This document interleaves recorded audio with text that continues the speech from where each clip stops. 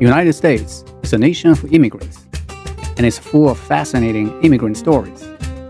For example, do you know which town in America has the largest Irish population? Today, I come to a town and a local resident told me that more than 90% of people here are of Irish descent. The big wave of Irish immigration happened in the mid-19th century when something went wrong in Ireland. To be more specific, the potatoes went wrong. A potato disease, along with several years of poor harvest, caused food to almost disappear. This great famine killed almost 1 million people and forced over 2 million to leave their homeland. When the Irish arrived in America, they took on the hardest jobs. Women worked as maids.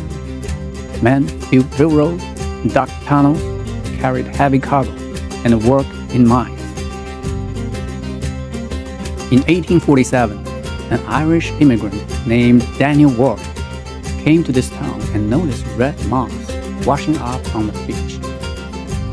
Back in Ireland, this Irish moss was used as a food thickener and in medicines and cosmetics.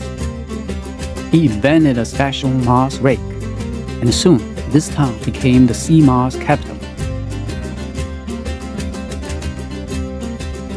Harvesting moss was back-breaking work.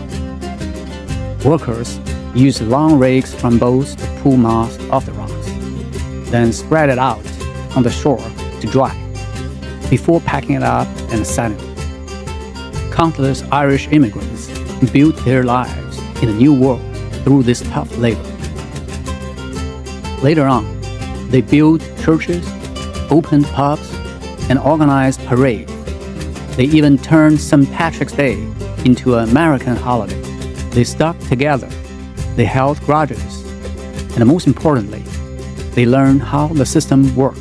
Before long, Irish names were everywhere, in police departments, fire stations, city halls, labor unions, politics, and even the White House.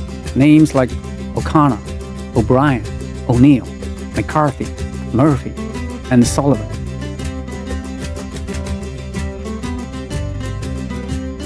Today, you often hear about red states and blue states. But just south of Boston, the town of Scituate is, without a doubt, a green town.